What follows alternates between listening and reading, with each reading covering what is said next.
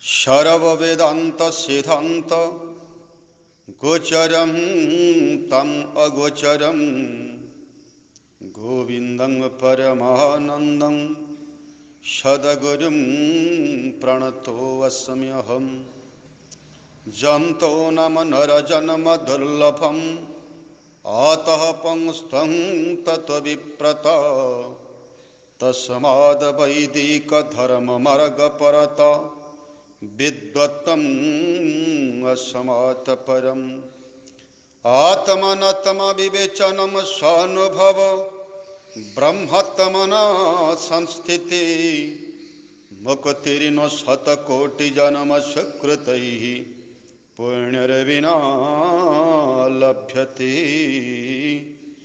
पुण्यर्विना लभ्यते। हरि ओम। उत्कल ऋषिक्षेत्र समस्त राष्ट्र रक्षक धर्म रक्षक वेद रक्षक विद्या रक्षक गो रक्षक सनातन संस्कृतिर रक्षक वीर जोगी मुनि ऋषि समस्त पवित्र आत्मा को मोर भक्तिपूत शरण। ग्रीक नगरीर जेतेबेले अस्तित्व नथिला, रोम नगर जेतेबेले भविष्यतर घन अंधकार भितर आबद्ध थिला, विज्ञान रे उन्नत बोलाउथिबा यूरोपीय सभ्यतार पूर्वज माने जेतेबेले निजको नील रंग रे रंजित करी जर्मानीर निबिड़ अरण्य भितर लंगड़ा होई इतस्ततः पशुवत् विचरण करुथिले, सेतेबेले भी नुहे तार आहुरी सुदूर अतीतरे जेउटी इतिहास दुई पृष्ठा मंडन करिबारे सक्षम होई नाही, विज्ञान जहार किंवदंती पर्यंत संग्रह करिबारे मध्य असमर्थ प्रकाश करिछि, सेतेबेले सेही सुदूर अतीतरे भारत वर्षरे गणतंत्र ऋषि संविधान बा ऋषितंत्रर अपूर्व प्रकाश थिला।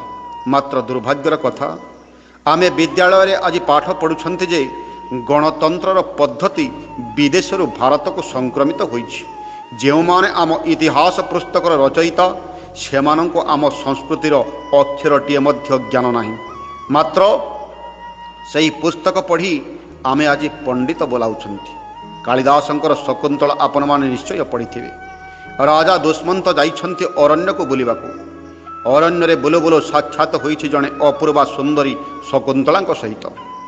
प्रीतिर प्रणय जात हैला, उभयंकर गांधर्व विवाह मध्य होइगला।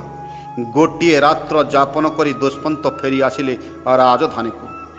दिन पर दिन बीतीगला। वर्तमान शकुंतला 6 मासर गर्भधारिणी। पुत्रटीर सामाजिक परिचय दरकार, कारण सेतेबेलर व्यवस्था अनुसार विद्या अध्ययन ठार आरंभ करी कौनसी भी क्षेत्र में युक्त हेबाकू हेले पुत्र बा कन्या को दुईटी परिचय निश्चय देवाकू पड़ुथला। प्रथमतः पितांकर नाम कौन एवं निजर गोत्र। एही न्याय को पाइबा पई माता गौतमी तांकर 6 मासर गर्भधारी कन्या शकुंतला को धरी राजा दुष्मंत को अन्वेषण रे बाहरिले। किछि दिन यात्रा करिबा परे पहुंचले से राजधानी रे। समय सेतेबेल को मध्यरात्र अतिक्रम करी जाइछि। समय प्रायतः आजिर काल रे 2टा बा 3टा होई पारे। राज दरबार रे स्तरकु स्तर सशस्त्र प्रहरी जगिछंती। प्रथम प्रहरी को माता गौतमी पचारिले, एहा कोन राजा दुष्मंतकर दरबार? प्रहरी कहले, हाँ माँ, एहा राजा दुष्मंतकर राज दरबार। मोर कन्यार न्याय पाई राजा को साक्षात करिवार थिला। अवश्य करि परिबे। केतेबेले साक्षात करि परिबे ना वर्तमान करि परिबे? प्रहरी ठारिदेले, माँ देख सेठारे 3टी रसी झुलु अछि। तुम्हें प्रथम आउ द्वितीय रसी को छाड़ीदेव, तृतीय रसी को टाणीदेव। यह प्रजार घंटी। राजा तुमको साक्षात करने को अवश्य आसवे। माता गौतमी ताहा ही कले।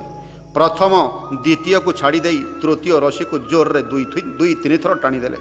राजांकर शयन कक्षरे घंटी टंग टंग करी बाजी उठिला। राजा देखिले प्रजा घंटी बाजुअछि। जानिले केही जणे प्रजा न्याय उद्देश्य दरबार रे उपस्थित। रात्र 2टा समय राजा दुष्मंत बाध्य होई द्वार देश रे पहुंचले प्रजार दुख बुझिबा पाई। थरे विचार करी कहंतु, हे पवित्र आत्मा गण, सेतेबेलर गणतंत्र भल ना वर्तमानर? सेतेबेलर तंत्र को गणतंत्र कहिबा ना वर्तमानर तंत्र को गणतंत्र बोली कहिबा? जेउठे सर्वमय सार्वभौम्य शासन करता सम्राट ବାଧ୍ୟ ହେଉଛି ରାତି 2ଟା ବେଳେ ଶୟନ କକ୍ଷ ଛାଡ଼ି ଦୌଡ଼ି ଆସୁଛନ୍ତି ପ୍ରଜାର ଦୁଃଖ ବୁଝିବା ପାଇଁ। ମାତ୍ର ତୁମେ ଆଜି ଯାହାଙ୍କୁ ନିର୍ବାଚିତ କରି ମନ୍ତ୍ରୀ କରି ସମ୍ବିଧାନକୁ ପଠାଇଅଛ, କିଏ ଏପରି ଜଣେ ପ୍ରଜା ଅଛି ତାଙ୍କୁ ସାକ୍ଷାତ କରିବା ପାଇଁ ଅନେକ ଦିନ ତାଙ୍କର ଅନୁଚରମାନଙ୍କର ପାଦ ମଞ୍ଚାଳିବା ବିନା ଗାଦିଧାରୀଙ୍କର ସାକ୍ଷାତ କରିବାରେ ସକ୍ଷମ ହୋଇଅଛି? ତେଣୁ ତୁମେ ତାହାକୁ ଗଣତନ୍ତ୍ର କହିବ ନା ବର୍ତ୍ତମାନର ଏହି ବର୍ତ୍ତମାନର ଗଣତନ୍ତ୍ରକୁ ଗଣତନ୍ତ୍ର ବୋଲି କହିବ ନା ସେତେବେଳର ଋଷିତନ୍ତ୍ରକୁ ଗଣତନ୍ତ୍ର ବୋଲି କହିବ?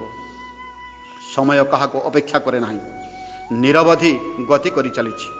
ଯଦି ସେହି ସୁବର୍ଣ୍ଣ ଯୁଗକୁ ପୁଣି ଥରେ ଏହି ପୁଣ୍ୟଭୂମିକୁ ଅବତରଣ କରିବାର ଅଛି, ବର୍ତ୍ତମାନ ହିଁ ଆମ ପାଇଁ ପ୍ରକୃଷ୍ଟ ସମୟ। ଆମେ ପ୍ରତ୍ୟେକ ଯୋଗୀ, ମୁନି, ଋଷି, ସାଧୁ, ସନ୍ଥ, ସଜ୍ଜନ ପ୍ରତ୍ୟେକ ଅମୃତର ସନ୍ତାନଗଣକୁ ସଂଗଠିତ ହୋଇ ଏହି ଉତ୍କଳ ରାଜର୍ଷି କ୍ଷେତ୍ରରେ ଅଦ୍ଭୁତ ସଂଗ୍ରାମର ବୀଜ ବୁଣିବା, ଯେଉଁଠି ପୁଣି ଥରେ ସନାତନ ବୃକ୍ଷ କାୟା ବିସ୍ତାର କରି ସମଗ୍ର ଭୂଲୋକକୁ ଏହାର ଅମୃତ ଫଳ ଆସ୍ୱାଦନ କରିବାର ସୌଭାଗ୍ୟ ପ୍ରଦାନ କରିବ। ସର୍ବେ ଭବନ୍ତୁ ସୁଖିନଃ, ସର୍ବେ ସନ୍ତୁ ନିରାମୟା, ସର୍ବେ ଭଦ୍ରାଣି ପଶ୍ୟନ୍ତୁ ମା କଶ୍ଚିଦ୍ ଦୁଃଖଭାଗ୍ ଭବେତ୍। ओम शांति शांति शांति। नमस्ते।